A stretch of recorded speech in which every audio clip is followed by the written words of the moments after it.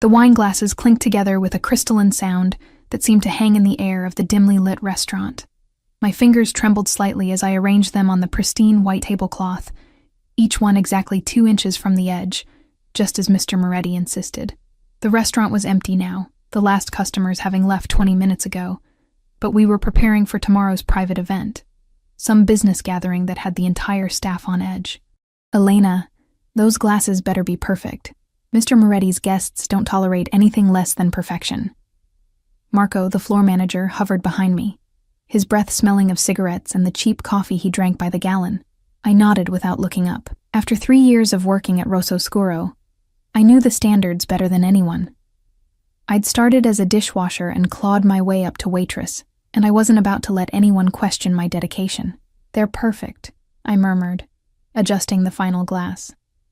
My black uniform was damp with sweat beneath the arms despite the restaurant's aggressive air conditioning. Something about tomorrow's event had everyone walking on eggshells. "Who's coming tomorrow anyway?" I asked, trying to sound casual as I straightened up, my lower back aching from bending over the tables for the last hour. Marco's eyes darted around the empty restaurant before he leaned in. "Vittorio Castellano, and apparently, he specifically requested this venue." My heart seized in my chest, and the room seemed to tilt slightly. I gripped the edge of the table to steady myself, hoping Marco wouldn't notice how the color had drained from my face. "The Vittorio Castellano?" I whispered, although I knew the answer.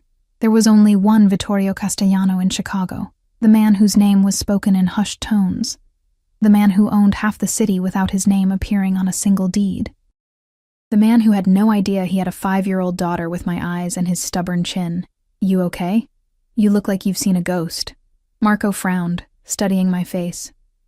"Just tired," I managed, forcing a smile. "Long shift." Marco grunted, apparently satisfied with my explanation. "Well, get some rest tonight. Tomorrow will be all hands on deck, and I need you sharp. Castellano tips well, but he's also known for having people disappeared over a wrong wine pairing." He was exaggerating, but not by much. The rumors about Vittorio were numerous and varied, but they all shared one common thread: cross him, and you'd regret it. I'd known this 6 years ago when I'd met him at his nephew's wedding. I'd been 22, working as a server for the catering company, bright-eyed and naive despite my hardscrabble upbringing. And he'd been magnetic. I finished my shift in a daze, muscle memory carrying me through the closing duties while my mind raced with panic. 6 years ago, I'd spent 3 intoxicating months as Vittorio Castellano's mistress before discovering I was pregnant.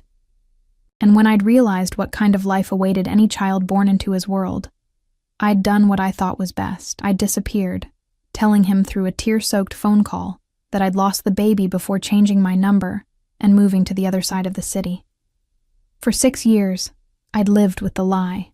For 6 years, I'd raised Sophia alone, working double shifts and sleeping on a pull-out couch in our tiny one-bedroom apartment so she could have the actual bedroom. For 6 years, I'd convinced myself that Vittorio had forgotten me, just another brief diversion in a life full of power, luxury, and danger. And tomorrow, he would walk into this restaurant, and I would have to serve him wine and pretend we were strangers. Sleep eluded me that night. I tossed and turned on the lumpy pull-out couch, my mind cycling through scenarios, each worse than the last. By the time my alarm blared at 5:30 a.m., my eyes were gritty and my head pounded. "Mommy?" Sophia's sleepy voice called from the bedroom doorway. She stood there in her favorite unicorn pajamas, dark curls wild around her heart-shaped face. Vittorio's face, in miniature. "Hey, sweetheart." I forced brightness into my voice as I padded over to her. "You're up early." She rubbed her eyes with small fists. "I had a dream about Daddy." My heart stuttered. "What do you mean? What kind of dream?" Sophia shrugged, the guileless gesture of a child who doesn't understand the weight of her words. "I don't know. He was tall, and he picked me up really high." She stretched her arms toward the ceiling. "Up to the clouds." I swallowed hard. Sophia knew her father wasn't in the picture. I'd told her he had to go away before she was born, that he lived far away now. It wasn't entirely a lie. The emotional distance between the Vittorio I'd known and the man he truly was stretched wider than any physical miles. "That sounds like a nice dream," I managed. "Come on, let's get you ready. Mrs. Patel is watching you today, remember?" The morning passed in a blur of routine tasks, braiding Sophia's hair, making her favorite peanut butter toast cut into triangles, no crusts, mommy, packing her backpack with the coloring books and crayons she'd need for the day at our neighbor's apartment. All the while, dread pooled in my stomach like lead. "Be good for Mrs. Patel," I told Sophia, as I dropped her off, pressing a kiss to her forehead. "I might be home late tonight." "Because of the special dinner?" she asked, already eyeing Mrs. Patel's granddaughter, who was setting up a board game on the living room floor. "That's right," I said. "Very important customers." Mrs. Patel, a kindly widow who had become something of a surrogate grandmother to Sophia, gave me a knowing nod. "Don't worry, Elena. We'll be fine. You just focus on earning those big tips, if only big tips were my biggest concern." The restaurant hummed with tense energy as the staff prepared for the evening ahead. Fresh flowers had been delivered, blood-red roses and white lilies arranged in crystal vases that probably cost more than my monthly rent. The private dining room gleamed under the chandeliers, the table set for 12 with the finest china and silver. "Elena." Marco snapped his fingers in front of my face. "Focus. I'm assigning sections, and you're on the private dining room." My stomach dropped. "The private room? But Maria usually handles the VIPs, and Maria called in sick. Food poisoning." His eyes narrowed. "Unless you don't think you can handle it?" I could feel the eyes of the other servers on me. This was the most lucrative assignment. The tips alone could cover 2 months of Sophia's daycare, and turning it down would raise questions I couldn't answer. "No, I can handle it," I said, straightening my shoulders. "Of course I can." "Good. They arrive at 8. The wine is already decanting in the cellar. Brunello for the table, and a special bottle of Barolo for Castellano himself. Don't mix them up." The hours seemed to both crawl and race by. I found myself obsessively checking my appearance in the bathroom mirror. The severe black dress that was our uniform suddenly seemed too tight, too revealing. I'd pulled my honey brown hair back into a neat bun, applied minimal makeup to highlight my green eyes, Sophia's eyes, my mother's eyes, but nothing could hide the pallor of my skin or the tension in my jaw. At 7:45, I took my position in the private dining room, hands clasped behind my back, trying to control my breathing as I listened to the muted sounds of the first arrivals in the main restaurant. Car doors slamming outside, the low murmur of masculine voices, the distinctive click of expensive shoes on marble, and then the door to the private dining room swung open, and time seemed to stop. He entered first, as befitted his status. 6 years had barely touched him. His black hair was still thick, though now threaded with distinguished silver at the temples. His face remained handsome in that stern, almost brutal way that had always made my breath catch. The strong jaw now sporting a neatly trimmed beard, the aquiline nose, the dark eyes that missed nothing. He wore a perfectly tailored black suit with a crisp white shirt and a blood-red tie, the only adornment a gold signet ring on his right hand. Vittorio Castellano filled the room with his presence, just as he always had. Behind him filed in his entourage, men in expensive suits, their eyes constantly scanning the room, hands never far from the bulges beneath their jackets.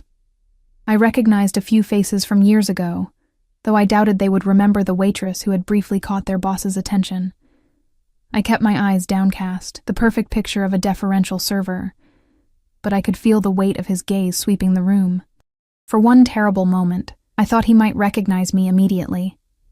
But he moved to the head of the table without pause, his men arranging themselves in what was clearly a predetermined order of importance. "Good evening, gentlemen," I said, my voice remarkably steady despite the thundering of my heart. "Welcome to Rosso Scuro. May I bring you the wine while you settle in?"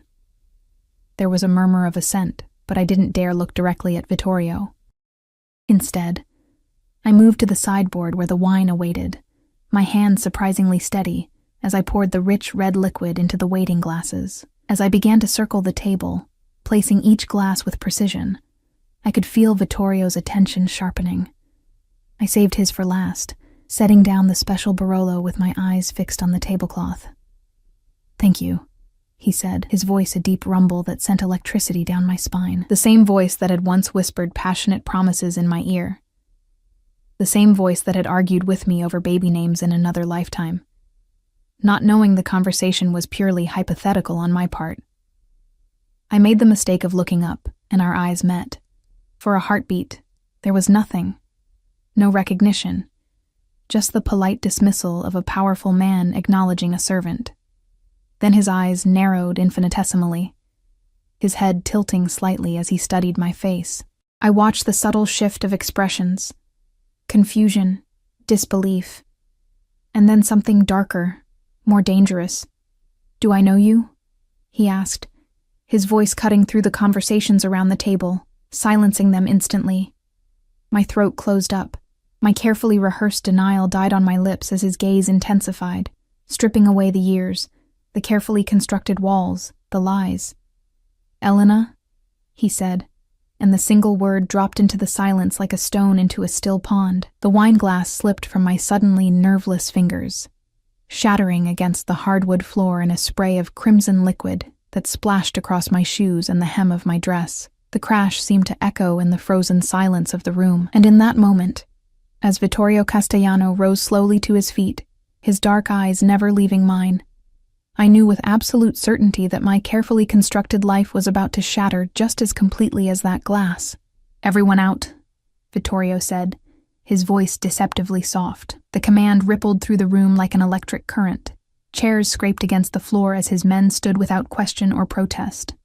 Within seconds, they had filed out of the room, closing the door behind them with a gentle click that somehow sounded as final as a prison gate slamming shut. I remained frozen, red wine seeping into my shoes, the shards of broken glass glittering at my feet like tiny daggers. My gaze darted to the door, a futile instinct, as two of his largest men now undoubtedly stood guard outside. 6 years, Vittorio said, circling the table with measured steps, his movements fluid and controlled like those of a predator. 6 years without a word. And here you are, serving wine in my favorite restaurant. He stopped a few feet away from me. "How long have you worked here, Elena?" The way he said my name, half caress, half accusation, made my skin prickle. 3 years, I whispered, hating the tremor in my voice. 3 years, he repeated, his Italian accent thickening slightly as it always did when he was angry. "And in all that time, you never thought to mention that you were alive and well in my city? That you had simply disappeared?" I forced myself to meet his gaze, though it felt like staring into the heart of a storm. "It wasn't your city when I started working here. This area was Gallo territory then." A muscle twitched in his jaw, the only sign that my words had hit their mark. The territorial expansion of Castellano interests into this part of Chicago had been recent. And, according to neighborhood gossip, bloody. "You always were observant," he murmured, his eyes never leaving mine as he reached into his jacket pocket. I flinched instinctively, a reaction that made his expression darken. He withdrew not a weapon, but a cell phone. "Clean this mess up," he said into it before sliding it back into his pocket. "We need to talk, but not here." "I'm working," I protested weakly. "I can't just leave in the middle of my shift." His laugh was short and humorless. "I think your employer will understand. After all, I now own this restaurant." My blood ran cold. "Since when?" "Since about—" He checked his watch, an elegant timepiece that probably cost more than my annual salary. 4 hours ago. The paperwork was finalized this afternoon. The pieces clicked together in my mind with sickening clarity, the sudden change in ownership, the special dinner, the way everyone had been on edge all day. It hadn't been just another business meeting. It had been a celebration of acquisition, and it couldn't be coincidence. "You knew I worked here," I said, the accusation slipping out before I could stop it. Something flashed in his dark eyes. Triumph, perhaps, at having provoked an emotional response. "I make it my business to know everything that happens in my territory, Elena, including who serves the wine." The door opened before I could respond, and one of the younger waiters entered with cleaning supplies, his eyes wide with fear as he approached the mess. carefully avoiding looking at either of us.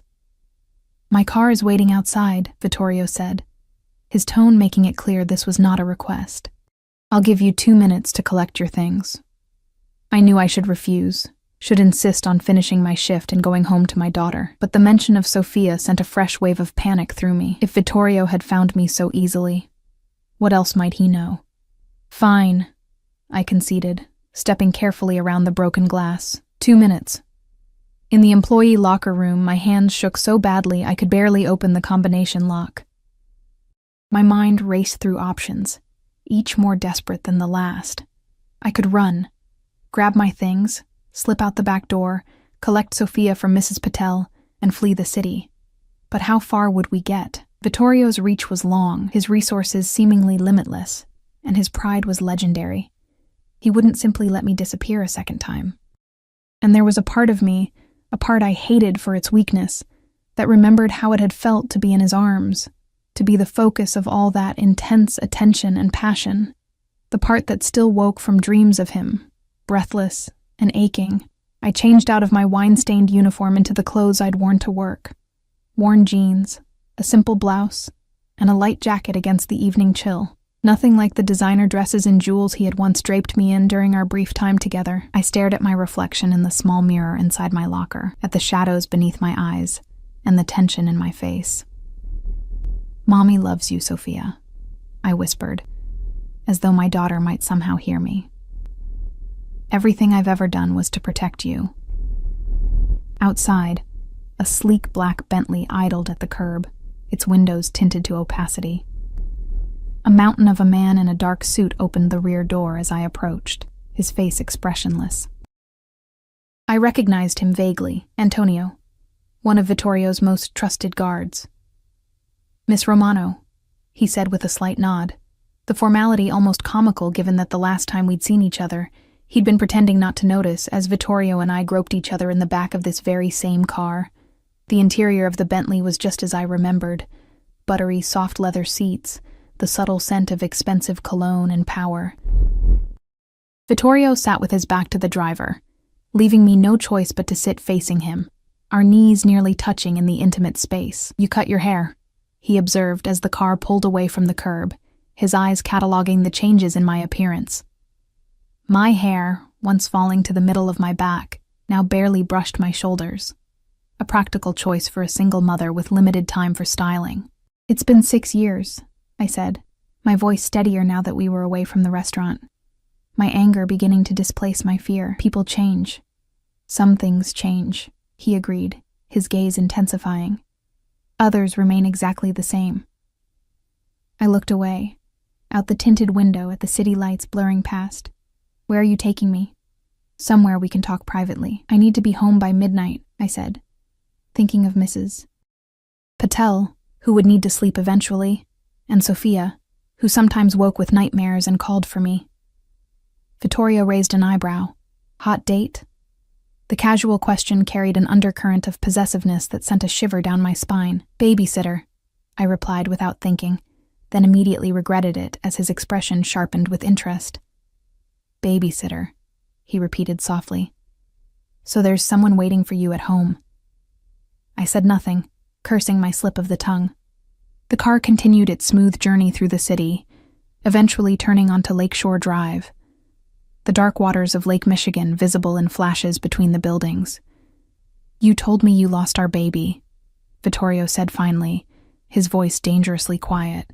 "You called me, crying so hard I could barely understand you, saying there had been complications, that the baby was gone, and then you disappeared." I forced myself to meet his gaze, to maintain the lie that had protected Sofia for 5 years. "That's what happened. Is it?" His hand shot out suddenly, fingers wrapping around my wrist with gentle but inescapable pressure. "Your pulse is racing, Elena. It always did that when you lied to me. Like that time you claimed to have lost the necklace I gave you, when you'd actually pawned it to pay your mother's medical bills." I tried to pull away, but his grip tightened. "That was different." "Was it?" His thumb stroked the delicate skin on the inside of my wrist, a casual intimacy that made my breath hitch despite myself. "You've always been resourceful, Elena. It's one of the things I admired about you. Your determination to survive, to take care of your own. The car slowed, turning into the circular drive of a towering high-rise overlooking the lake. Vittorio's penthouse, where I had spent those 3 whirlwind months living in luxury while telling my friends and family I'd taken a job as a live-in housekeeper for a wealthy family. "We're here," he said unnecessarily, releasing my wrist as the car came to a stop. "My home hasn't changed much since you last saw it. Though perhaps you'll notice I finally bought that art piece you were so fond of, the one with the storm over the ocean." The casual reference to a conversation from 6 years ago, a passing comment I'd made while we lay tangled in his sheets, unnerved me more than any threat could have. He hadn't just remembered me, he had thought of me, perhaps even missed me. The lobby of the building gleamed with marble and gold, the uniformed doorman nodding deferentially as we passed. The private elevator required a key card, which Vittorio produced from his wallet, the doors closing silently behind us. As we ascended, I felt the weight of his gaze on my profile. "You're still beautiful," he said quietly. "More so, perhaps. Motherhood suits you." My head snapped toward him, eyes wide with alarm, and he smiled. A predator's smile that didn't reach his eyes. "Did you think I wouldn't investigate? Once I saw you tonight, confirmed it was really you?" He shook his head slowly. "Elena Romano, age 28. Single mother to Sofia Romano, age 5. He paused deliberately. "Born 7 months after you disappeared from my life." The elevator doors opened directly into the penthouse foyer, but I remained frozen, unable to step forward, unable to breathe. "You do the math," he continued, placing a hand at the small of my back to guide me into the apartment. "Even accounting for premature birth, the timing is significant."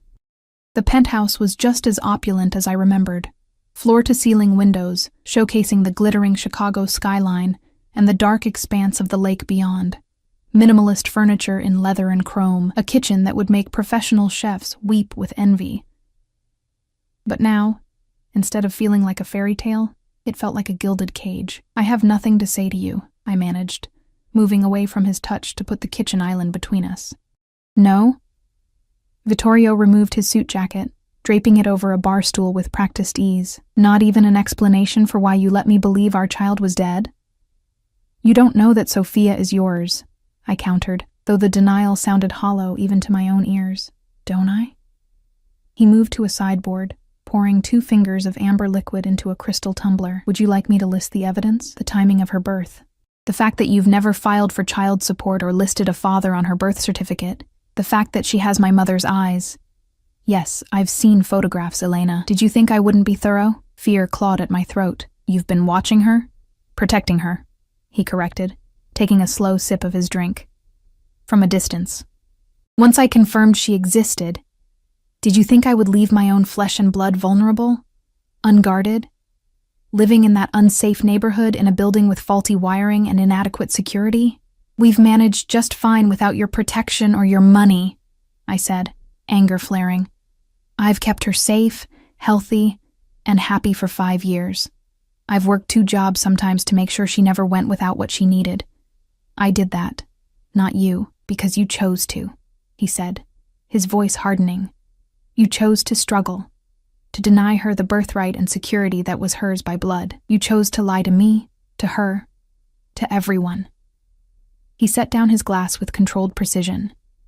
"Tell me why, Elena. What could I have possibly done to make you believe that I would be so terrible a father that my child would be better off without me?" The raw hurt beneath the anger in his voice caught me off guard. In all our time together, Vittorio had rarely shown vulnerability, had always maintained the cool control that had helped him rise to the top of Chicago's underworld. But now there was something almost pleading in his dark eyes, a question that demanded an honest answer. "It wasn't about you," I said finally, the fight draining out of me. "Not exactly. It was about your world, Vittorio. The danger, the violence, the enemies around every corner. The day I found out I was pregnant, there was an attempt on your cousin's life, remember? A car bomb that killed an innocent bystander instead. I wrapped my arms around myself, the memory still vivid after all these years. I watched you organize the retaliation, Saw the coldness in your eyes when you ordered that man's death, and I thought, is this the world I want for my child? To grow up surrounded by bodyguards and bulletproof glass, never knowing normal, never being safe. So you decided that poverty and fatherlessness were better alternatives? He asked, his voice dangerously soft. I decided that normal and alive were better than privileged and at risk, I countered. And I'm not sorry for that choice, even if I'm sorry for the pain it caused you. Vittorio moved suddenly, closing the distance between us with a speed that made me back up until I hit the wall. He placed his hands on either side of my head, caging me in without touching me, his face inches from mine. Do you know what it did to me? He asked, his voice a rough whisper. Believing I had lost a child I never even got to see, believing you were grieving alone somewhere because you wouldn't answer my calls. I had men searching for you for months, Elena. I thought you might harm yourself in your grief. The genuine anguish in his eyes made my chest ache. This was the side of Vittorio few ever saw. The man beneath the Mafia boss, the heart beneath the calculated exterior. I'm sorry, I whispered, and meant it. I thought I was doing the right thing, and now? He asked, his gaze dropping to my lips for a fraction of a second. Now that I know the truth, now that I know my daughter exists, what do you think is the right thing, Elena? Before I could answer, my phone rang in my pocket, the specialized ringtone I'd set for Mrs. Patel's calls. Panic flooded me anew. She would only call at this hour if something was wrong with Sophia. I need to take this, I said urgently, ducking under Vittorio's arm to create space between us. His expression darkened, but he stepped back, watching with narrowed eyes as I fumbled for my phone. Mrs. Patel, is everything okay? I asked, trying to keep the alarm from my voice. Elena, I'm so sorry to call so late, came her worried voice. Sophia woke up with a fever. She's asking for you, poor thing. I've given her some children's Tylenol, but I think she needs her mama. I'll be right there, I promised, already moving toward the door. 20 minutes tops. I ended the call to find Vittorio already shrugging back into his suit jacket. What's wrong? He demanded. Sophia's sick. She has a fever. I need to get home now. I headed for the elevator, not caring if he followed or not. Antonio will drive us, he said, pulling out his phone. I whirled to face him. Us? No, you're not coming with me. His expression hardened into something implacable. My daughter is ill. I'm coming with you, Elena. This isn't a negotiation. The elevator doors opened, and he gestured for me to enter first. As they closed behind us, sealing us in the small space together, the reality of my situation crashed over me like a tidal wave. After 6 years of secrets and careful planning, it had taken less than 6 hours for my carefully constructed world to unravel completely. And now, Vittorio Castellano was about to meet his daughter for the first time, and there was nothing I could do to stop him. The Bentley cut through the night with quiet urgency, Antonio navigating the city streets with practiced efficiency. Beside me in the back seat, Vittorio was a study in controlled tension, his fingers drumming a rhythmless pattern against his knee. What neighborhood is this? He asked as we turned onto my street, lined with aging apartment buildings and small businesses with security grates over their windows. The contrast between this world and the gleaming penthouse we'd just left couldn't have been starker. Pilsen, I answered, watching his face as he took in the graffiti-tagged walls and the group of young men huddled on a corner, their eyes tracking our expensive car with obvious interest. His jaw tightened. This is where you're raising our daughter? This is where we can afford to live, I said, too worried about Sophia to engage in an argument about socioeconomic realities. It's a good neighborhood with good people. Not everyone measures safety in terms of how many armed guards are stationed at the door. Antonio pulled up in front of my building, a 3-story walk-up with peeling paint but clean windows, and a small, well-tended patch of flowers by the entrance, Mrs. Garcia's pride and joy. Wait here, Vittorio instructed Antonio as we got out of the car. I noticed him scanning the street, his hand instinctively moving toward what I assumed was a concealed weapon beneath his jacket. No one's going to attack us, I said, hurrying toward the entrance. This isn't the war zone you think it is. The security door had a broken lock, again, which drew a disapproving look from Vittorio as we entered the small lobby with its row of dented mailboxes. The elevator was perpetually out of order, so I led him up 2 flights of stairs to the 3rd floor, my concern for Sophia making me take them 2 at a time despite my exhaustion. Mrs. Patel opened her door before I could knock, her gray hair pulled back in a loose bun, her face creased with concern. "Elena, thank goodness. She's been asking for you." Her words died as she registered Vittorio's imposing presence behind me. Her eyes widened in alarm. "It's okay," I assured her quickly. "This is an old friend. He drove me home when he heard Sophia was sick." Mrs. Patel's sharp eyes darted between us, picking up far more than I was comfortable with. "I see," she said in a tone that made it clear she absolutely did see, perhaps more than I wanted her to. "She's in the living room. I made her a pallet on the couch so she could watch cartoons." I slipped past her into the apartment, acutely aware of Vittorio following close behind. Mrs. Patel's place was similar to mine. Small, modestly furnished, but clean and homey, filled with the scent of spices and the colorful throws and pillows she loved to collect. And there, curled up under a bright purple blanket on the couch, was Sophia. Her dark curls were damp with sweat, her cheeks flushed with fever, her small body looking unusually fragile. "Mommy," she called, her voice hoarse but relieved as she caught sight of me. She reached out with both arms, a gesture she'd been making since infancy. I rushed to her, gathering her warm little body against mine, pressing my lips to her forehead to gauge her temperature. "Hey, baby girl. Mommy's here now. How do you feel?" "My throat hurts," she complained, burying her face against my neck, "and I'm hot and cold at the same time." "Mrs. Patel gave you medicine?" I asked, stroking her damp curls. She nodded against my shoulder, "The yucky kind that tastes like fake cherries." "That's the kind that works best," I said with a smile, falling into our usual banter despite the tension thrumming through my body. I was acutely aware of Vittorio standing a few feet away, taking in every detail of this first encounter with his daughter. "Who's that man?" Sophia whispered, finally noticing him. Her green eyes, so like mine, but with the intensity that was purely Vittorio's, studied him with the unfiltered curiosity of childhood. I froze, my mind racing for an explanation that wouldn't be a complete lie, but also wouldn't reveal too much. Before I could formulate a response, Vittorio stepped forward, his movements deliberately gentle, his expression softening in a way I hadn't seen since our time together years ago. "My name is Vittorio," he said, his voice warmer than I'd heard it all evening. "I'm an old friend of your mother's. When I heard you weren't feeling well, I wanted to make sure you got home safely." Sophia regarded him with the solemnity of a child assessing an unfamiliar adult. "You talk funny," she decided after a moment. A surprised laugh escaped him, a genuine sound of amusement I had almost forgotten he was capable of.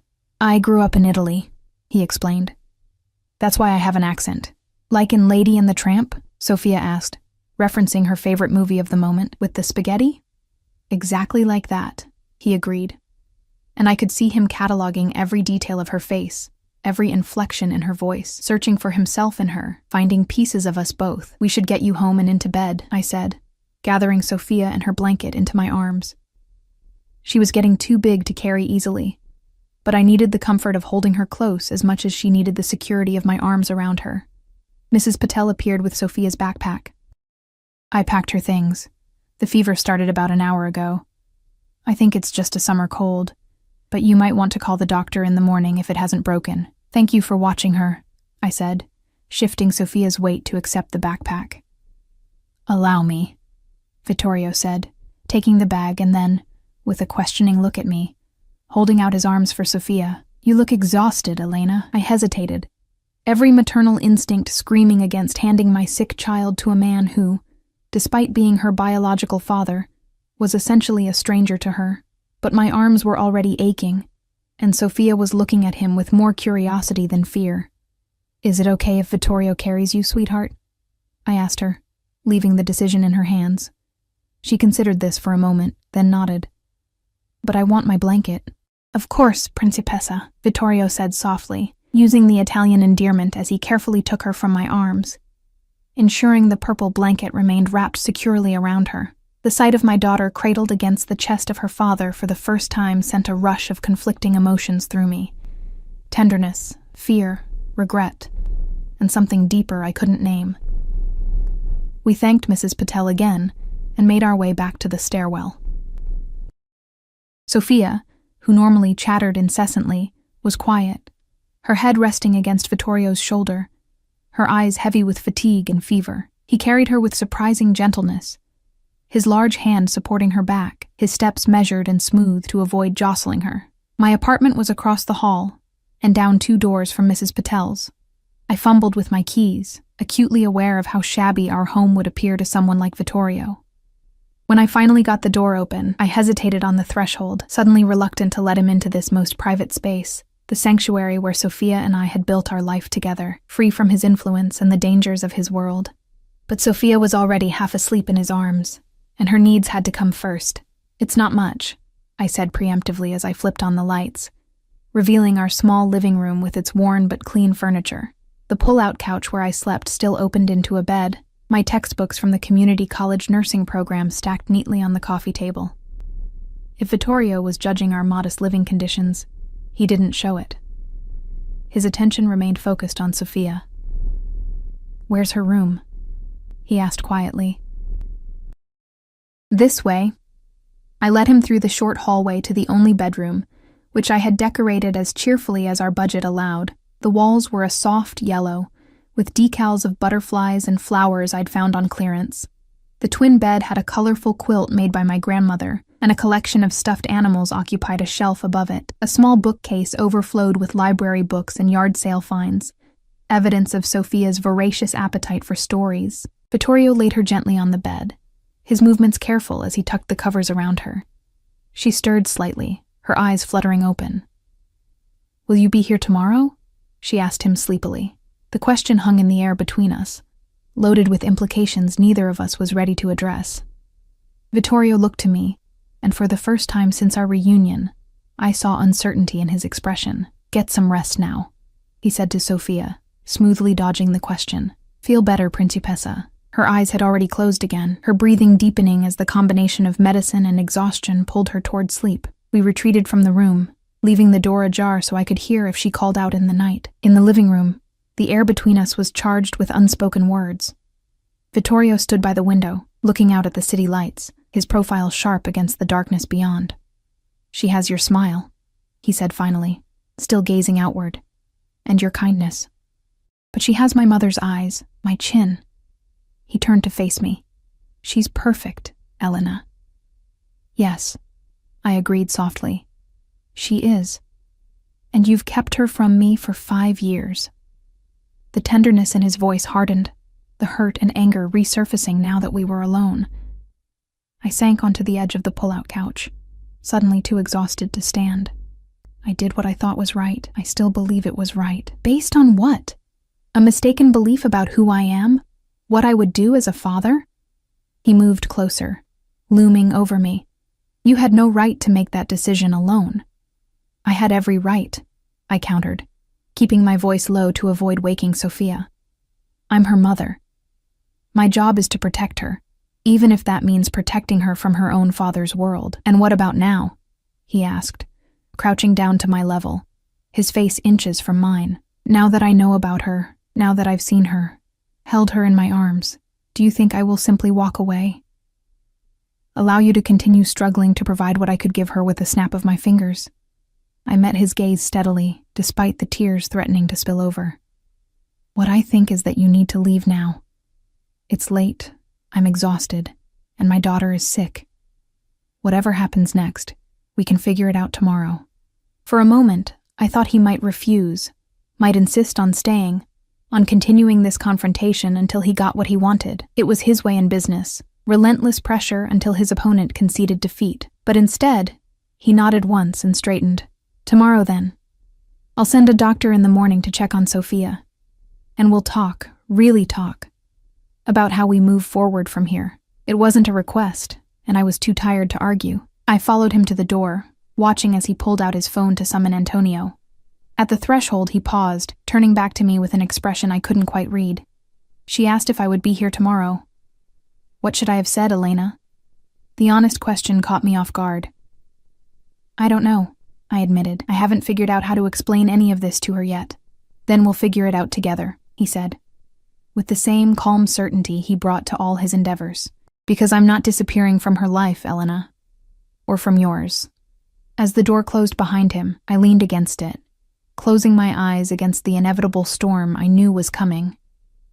For 6 years, I had protected my daughter by keeping her father at a distance. Now that distance had collapsed in a single evening, and I had no idea what tomorrow would bring.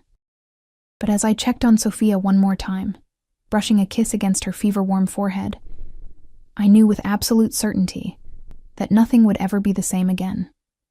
Block 4. True to his word, Vittorio sent a doctor the next morning. Not just any doctor, but a pediatric specialist who arrived at our door at precisely 8 o'clock, carrying a black medical bag that looked more expensive than all of my furniture combined. Dr. Abernathy was a kind-faced woman in her 50s who treated Sophia with gentle efficiency, diagnosing her with a simple throat infection and prescribing antibiotics, which she had already brought with her. Mr. Castellano insisted I bring everything you might need, she explained with a knowing smile as she handed me the medication and detailed instructions. He was quite concerned. The fact that Vittorio had found a top pediatrician willing to make house calls at dawn on a Saturday spoke volumes about his influence and his determination to be involved in Sophia's life. After the doctor left, I gave Sophia her first dose of antibiotics and settled her on the couch with her favorite cartoon and a popsicle for her sore throat. She was already feeling better, her fever reduced to a low-grade warmth, her energy returning in small bursts. Is Vittorio coming back today? She asked, carefully licking her cherry popsicle to avoid drips. The question I'd been dreading. Would you like him too? I countered, buying time. She nodded, curls bouncing. He's nice, and he talks funny. And he called me principessa. Her attempt at the Italian word made me smile despite my anxiety. Principessa, I corrected gently. It means princess. I know, she said with the casual confidence of childhood. He told me that in my dream. He said I was his little principessa. I froze, my heart skipping a beat. You dreamed about him last night? Uh-huh. He was in a castle with a big garden, and he was showing me all the flowers, and he said I could have a pony. She looked up at me with sudden hope. Can I have a pony, Mommy? We live in an apartment, sweetheart. Where would we keep a pony? She considered this problem with the gravity of a child faced with logistics. In the bathtub? I laughed, grateful for the moment of normalcy. I don't think that would work out very well for the pony, or for us, when we needed to take a shower. My phone buzzed with a text message. Unknown number, but I knew immediately who it was. Car downstairs in 30 minutes. Bring Sophia if she's feeling up to it. There's someone I want her to meet. No greeting, no signature, no room for refusal. Classic Vittorio. Part of me wanted to ignore the message, to establish boundaries from the start, but a larger part knew that this conversation was inevitable and postponing it would only heighten the tension. And Sophia was already asking about him. She's better but still recovering, I texted back. Where are we going? The response came immediately. My mother's house. Sunday lunch is a tradition. My breath caught. Vittorio's mother, Lucia Castellano, was a formidable woman by all accounts. During our relationship, she had been in Italy, recovering from heart surgery. I had never met her, though Vittorio had spoken of her often and with rare tenderness. The idea that he wanted to introduce Sophia to her grandmother to officially bring her into the Castellano family sent a wave of panic through me. That's moving very fast, I wrote. We've lost 5 years. I'm not losing another day. The car will be waiting. I sat for a long moment, staring at the message, weighing my options. I could refuse, could draw a hard line, but that would only delay the inevitable. Vittorio had found us, and he wasn't going to walk away from his daughter now that he knew she existed. If I wanted any say in how Sophia was introduced to his world, I needed to be present for it. Sophia? I said, turning to her with a forced smile. How would you feel about meeting your grandmother today? Her eyes widened. I have a grandma, like Mrs. Patel. Not exactly. This would be your father's mother. The words felt strange on my tongue. I had rarely spoken of Sophia's father to her, offering only the vaguest explanations when she asked. "My daddy," she whispered, as if it were a magical word. Is Vittorio my daddy?" The direct question caught me off guard. I had underestimated her perception, her ability to make connections, or perhaps it was simply the instinctive recognition between blood relations, the same way Vittorio had immediately seen himself in her features. "Yes," I admitted, seeing no point in lying now. "Vittorio is your father. He's been away for a long time. But now he's back, and he wants to get to know you, and he wants you to meet your grandmother." Her small face went through a rapid succession of emotions: surprise, confusion, excitement, uncertainty. "Does this mean I get to have a daddy now? Like Maya from school?" The innocent question broke my heart a little. For all my efforts to give Sophia a complete and happy life, I had never been able to fill the father-shaped hole in her world, the absence she noticed when her friends talked about their daddies, when fathers appeared at school events, when family trees were drawn in class. "We're going to figure that out together," I said carefully. "It's complicated, but what's important is that your daddy cares about you very much. Is that why he sent the nice doctor lady?" I nodded. "That's exactly why. Now, should we get dressed for lunch? We're going to a special place." Her excitement overrode any remaining lethargy from her illness as she bounced off the couch. "Can I wear my blue dress? The one with the flowers?"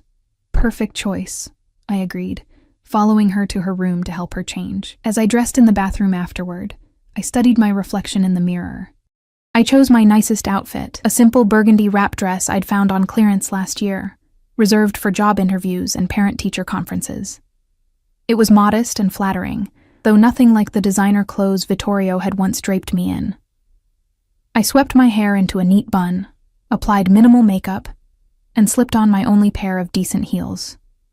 Armor, of a sort, against what was to come. Precisely 30 minutes after Vittorio's text, a sleek town car pulled up outside our building. The driver, another one of Vittorio's men whose name I couldn't remember, held the door open for us with a deferential nod. "Miss Romano, Miss Sophia." His use of my daughter's name confirmed what I already suspected. Vittorio had briefed his entire organization about her existence. Sophia, for her part, was delighted by the fancy car with its leather seats and privacy partition. "Are we rich now, Mommy?" she whispered loudly as we settled in. "No, sweetheart.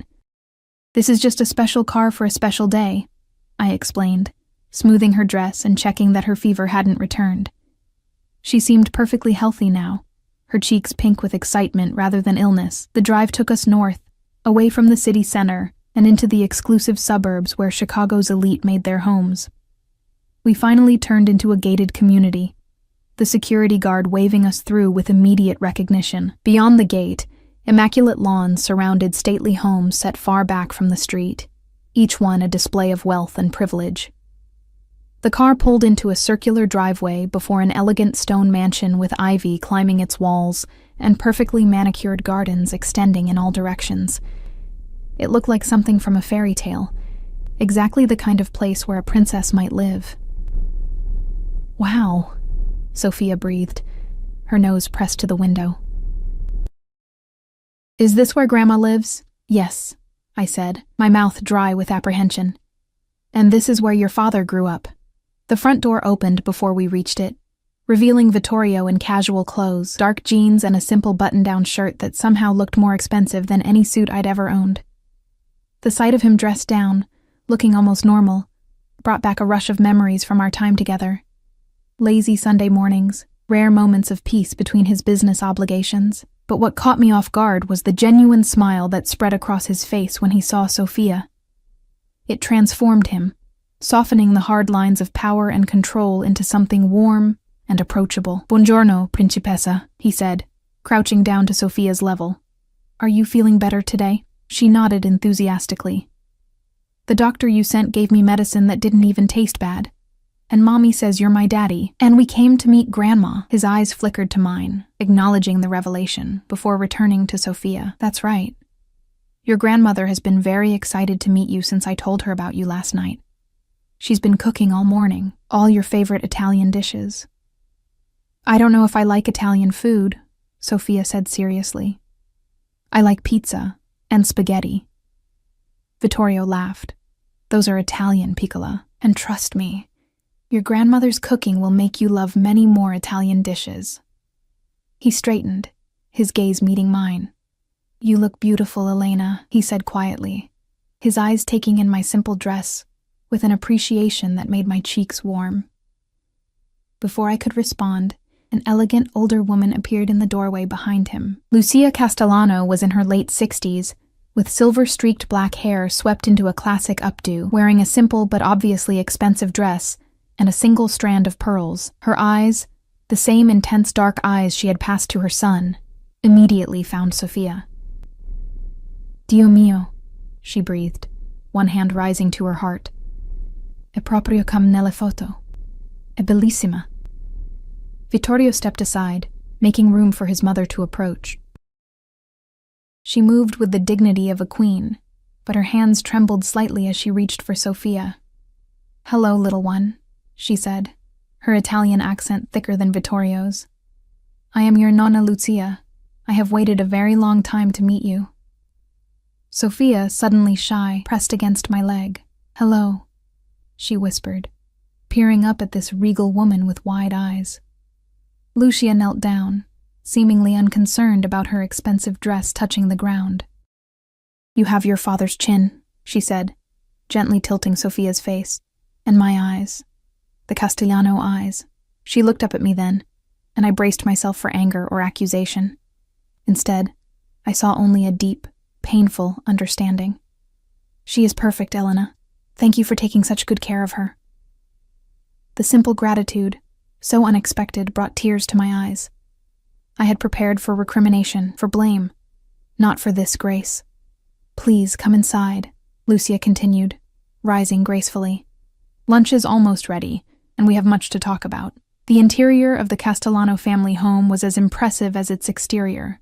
Soaring ceilings, marble floors, priceless artwork on the walls. But unlike Vittorio's minimalist penthouse, this place felt lived in and warm, with comfortable furniture and family photographs scattered among the antiques. Sofia's natural curiosity quickly overcame her shyness as Lucia gave her a tour, showing her the grand piano in the parlor. Can I learn to play, Nonna? The library with its floor-to-ceiling bookshelves. Do you have any princess books? And finally, the spacious kitchen where delicious smells wafted from bubbling pots and a fresh-baked cake cooled on a rack.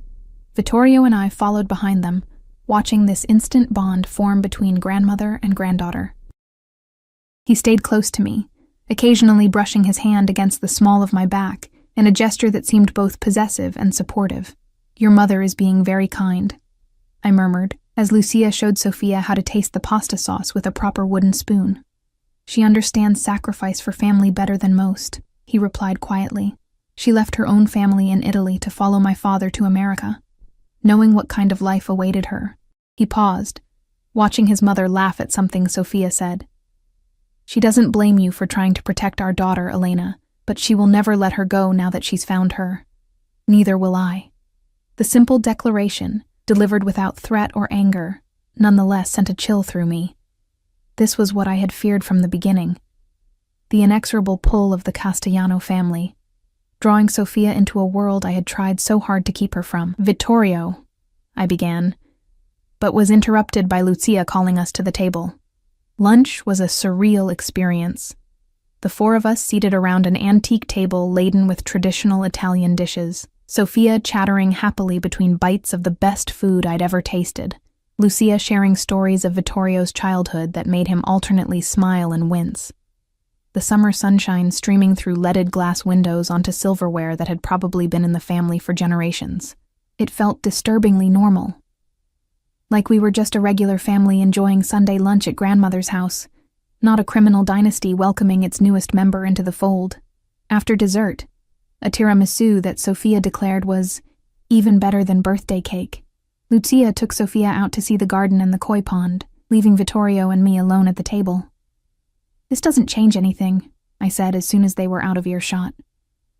One lunch doesn't erase the reality of who you are, what you do. Vittorio sipped his espresso, his expression unreadable. And what reality is that, Elena? You're the head of the most powerful criminal organization in Chicago, I said bluntly. You have enemies, dangerous enemies. Your own cousin was nearly killed, remember? My business interests are diverse and well-managed, he countered smoothly. The more volatile aspects have been significantly reduced in recent years. I prefer legitimate enterprises now. They're more profitable and less prone to unwanted attention. I laughed without humor. So, you've gone legitimate? Should we expect a press release about the Castellano family's reform? Don't be naive. The world isn't divided into good and evil as neatly as you'd like to believe. He set down his cup with precision. But my priorities have evolved, and with Sophia in the picture, they will continue to evolve. Security and stability are paramount now, for all of us. All of us? I repeated, catching his implication. Vittorio, we're not a family? He finished, his gaze intensifying. That's exactly what we are, Elena. What we've always been. Whether you were ready to accept it or not, and now it's time to make it official. Official? I echoed, my voice barely above a whisper. What exactly are you suggesting? Vittorio reached across the table, taking my hand in his before I could pull away. His touch was warm and familiar, sending an unwelcome current of electricity up my arm. Marriage, Elena. A proper family for Sophia. The life we should have had 6 years ago, if you hadn't run. I withdrew my hand as if burned. You can't be serious. I've never been more serious about anything in my life. His expression was resolute, not a hint of doubt in those dark eyes. Sophia deserves to grow up with both her parents. She deserves the Castellano name and all the privileges and protections that come with it. And what about what I deserve? I challenged, keeping my voice low despite the rising anger. Do I deserve to be married to a man whose business associates carry guns to dinner meetings, whose enemies might target his family, whose idea of resolving conflict involves... I stopped myself, aware that I was treading into dangerous territory. Involves what, Elena? He asked softly, dangerously. Say what you're thinking. I met his gaze directly. Violence, control, manipulation. The very things I wanted to protect our daughter from. Rather than anger, a look of profound sadness crossed his features. Is that truly who you think I am? After everything we shared, I think it's a part of who you are, I said honestly. A part I chose to walk away from once. And a part I'm still not sure I can accept. Through the window, I could see Lucia and Sophia in the garden, my daughter's delighted laughter carrying faintly as she chased a butterfly between rose bushes. The sight twisted my heart. Her innocent joy contrasted sharply with the weight of the conversation taking place inside. Look at her, Vittorio said, following my gaze. Look how happy she is. This is her birthright, Elena, this family, this legacy. Would you deny her that out of fear? Or pride? It's not pride, I protested. It's caution. Practical concern for her safety and well-being. I can protect her better than anyone else in this world, he said with absolute conviction. My resources, my connections. Nothing would ever touch her. And what about her soul, Vittorio? Her understanding of right and wrong. How do I explain to her what Daddy does for a living when she's old enough to understand? He leaned forward, his expression intense. By the time she's old enough to ask those questions, the Castellano Empire will be entirely legitimate. I've been working toward that goal for years. Moving investments into legal businesses, distancing myself from the old ways, for the future, for a family I hope to have someday. His voice softened. I never stopped thinking about you, Elena, about the child I thought we'd lost. The sincerity in his words shook me. It was one thing to imagine Vittorio as the cold, calculating crime boss, driven solely by power and control. It was another to see him as he was now, a father determined to do right by his child, a man still carrying the torch for what we'd once shared. I need time, I said finally. This is all happening so fast. Yesterday you didn't know Sophia existed. Today, you're proposing marriage and a complete upheaval of our lives. I can't make that decision in an afternoon. He nodded slowly, accepting this small concession. Time. I can give you that.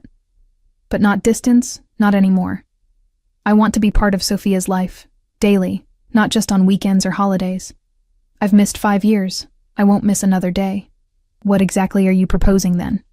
Joint custody, to start. He reached into his pocket and withdrew a small velvet box, placing it on the table between us. This is yours, regardless of your answer. Consider it a promise that I'm serious about my intentions. I stared at the box, afraid to open it, afraid of what it represented. Open it, he urged gently. With trembling fingers, I lifted the lid. Inside was not a ring, as I'd feared, but a key. A modern electronic fob attached to an elegant silver keychain. What is this? The key to your new home, he said simply. A townhouse in Lincoln Park, 3 bedrooms, a small garden, excellent security, and in the district with the best elementary school in Chicago. It's already in your name. I snapped the box shut. I can't accept this. It's too much. It's not a gift, Elena. It's what Sophia deserves, a safe, comfortable home in a good neighborhood. What you both deserve after years of struggle. His eyes held mine, unflinching. You can continue working if that's what you want. Finish your nursing degree.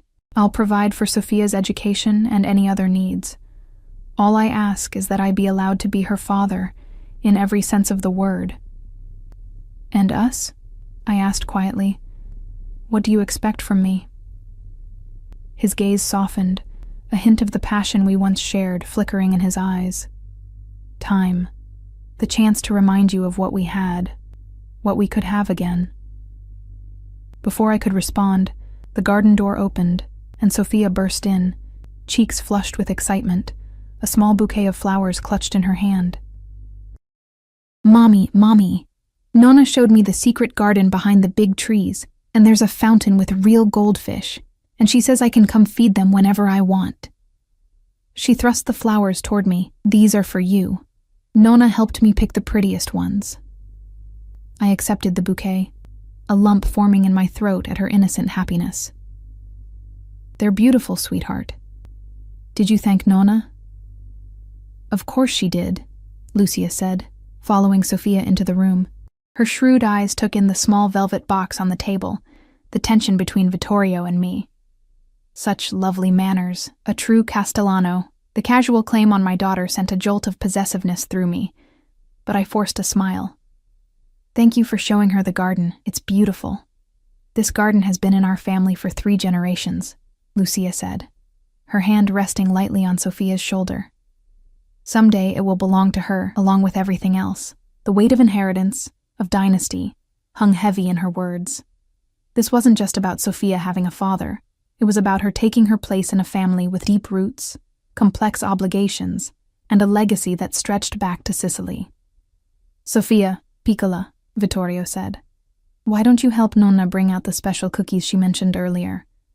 I need to finish talking with your mother. Can I have one when I bring them? Sophia asked, already heading toward the kitchen with Lucia. Just one, I called after her, maternal instinct taking over despite the surreal circumstances. You've already had plenty of sugar today. When they had disappeared into the kitchen, Vittorio turned back to me. 1 month, he said. Give me 1 month to show you that this can work. Move into the townhouse. Let me spend time with Sophia. Let me prove to you that I'm not the villain in this story. And if, after a month, I still have reservations, then we'll negotiate terms that you're comfortable with. Joint custody, separate lives if that's what you truly want. His jaw tightened slightly. But I think you'll find that we're better together than apart, Elena. We always were. A memory flashed through my mind, Vittorio and me in his penthouse kitchen, dancing to old Italian music while sauce simmered on the stove. His arms strong around my waist, his laughter warm against my neck.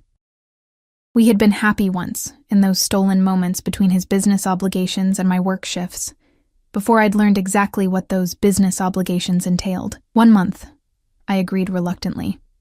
But I keep working at the restaurant. I'll have Marco promote you to manager. He interrupted. Better hours, better pay. No, I said firmly. No interference. I've built my life without your help for 6 years. I don't need you pulling strings now. He looked like he wanted to argue, but instead nodded curtly, as you wish. But the offer stands.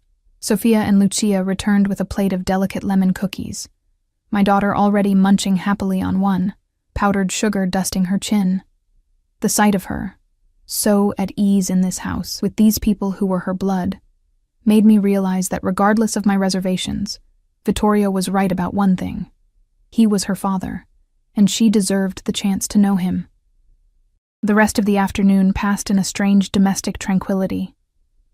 Vittorio showed Sofia the treehouse his father had built for him as a boy, now somewhat weathered, but still sturdy. Lucia shared family photo albums, pointing out the resemblance between Sofia and Vittorio as a child. I watched it all with a mixture of apprehension and reluctant warmth, seeing my daughter bloom under the attention of her newfound family. By late afternoon, Sofia was fighting yawns, the excitement and her recent illness catching up with her.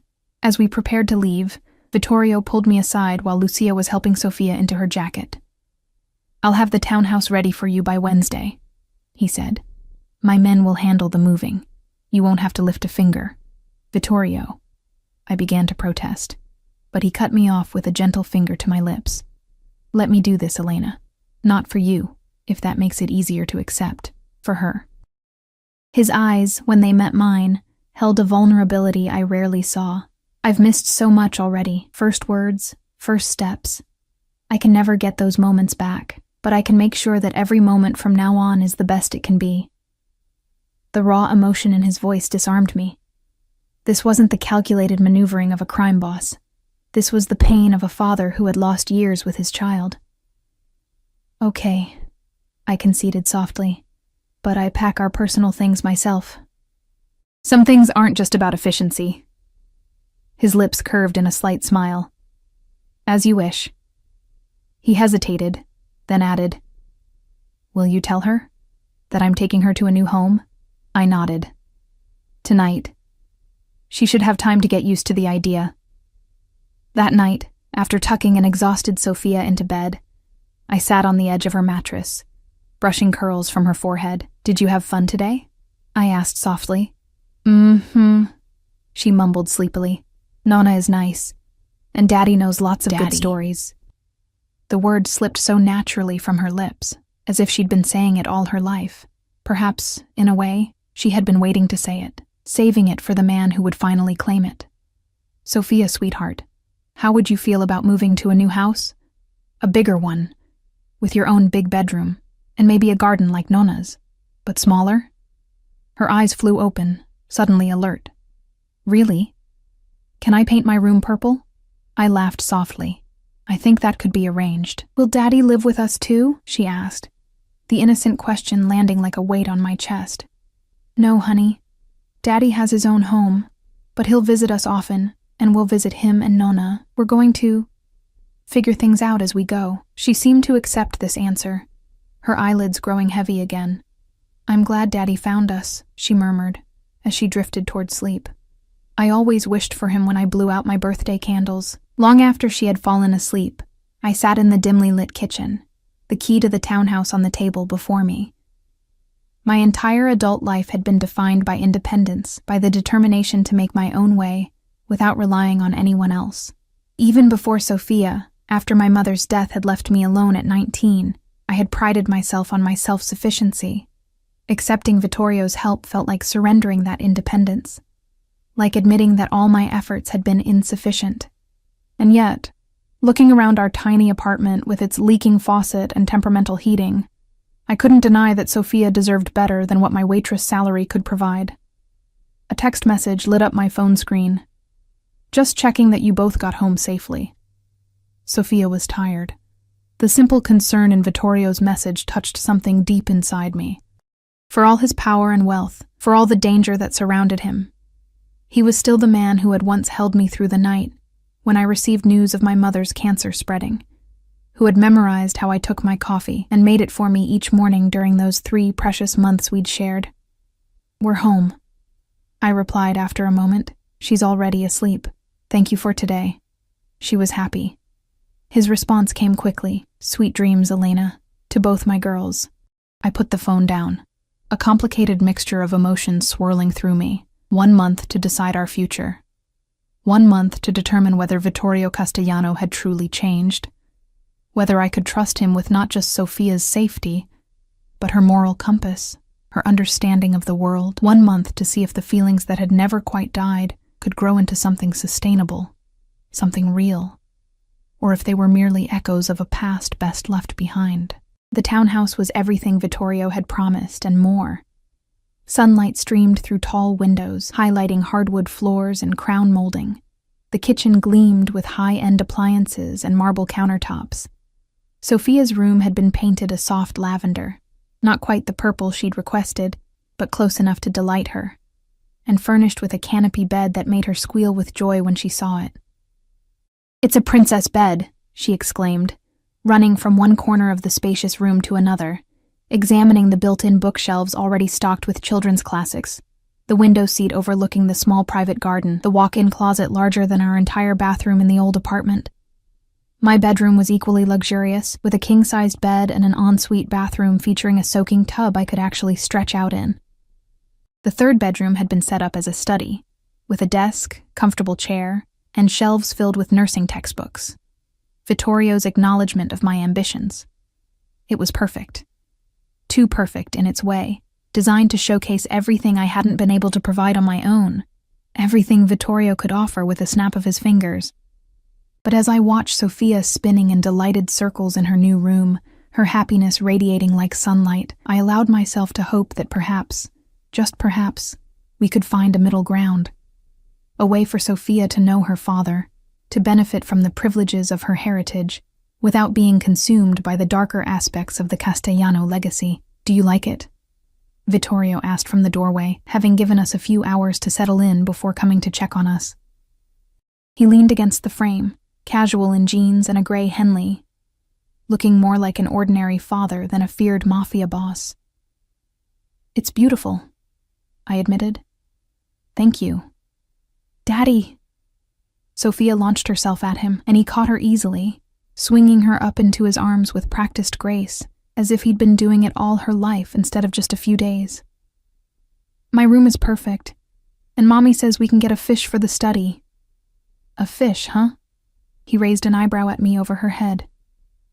"Just one?" "We're starting small," I said with a slight smile, "working our way up." "Well, I think that's very wise," he agreed, setting Sophia down gently. "Small steps.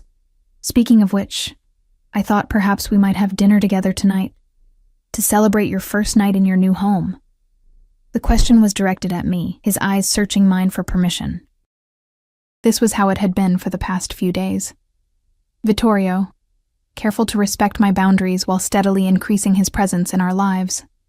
Lunch with Sophia, a phone call before bedtime, small gifts appearing without fanfare, a stuffed animal for her, a rare book on Italian cooking for me, remembering a casual mention I'd made years ago about wanting to learn my grandmother's recipes. "I think we'd like that," I said, surprising myself with how easily the words came. "Wouldn't we, Sophia? Can we have pizza?" she asked hopefully. Vittorio laughed, the sound rich and genuine. "How about I cook for you instead? My mother's special recipe for gnocchi. I think you'll like it even better than pizza." As he moved toward the kitchen, already rolling up his sleeves with comfortable familiarity, I felt something shift within me. Not surrender exactly, but perhaps the beginning of acceptance, the acknowledgement that sometimes strength meant allowing yourself to trust, to hope, to believe in the possibility of change. 1 month, I reminded myself. 1 month to decide if this fragile new arrangement could become something permanent, something real. 1 month to see if the man I had once loved with such intensity could truly become the father Sophia deserved. And perhaps, if I dared to hope, the partner I had always longed for him to be. As Sophia skipped after him, chattering excitedly about her new room, I found myself following, drawn by the simple domestic scene unfolding in my new kitchen. Vittorio at the counter, sleeves pushed up to reveal strong forearms, hands confident as they kneaded dough.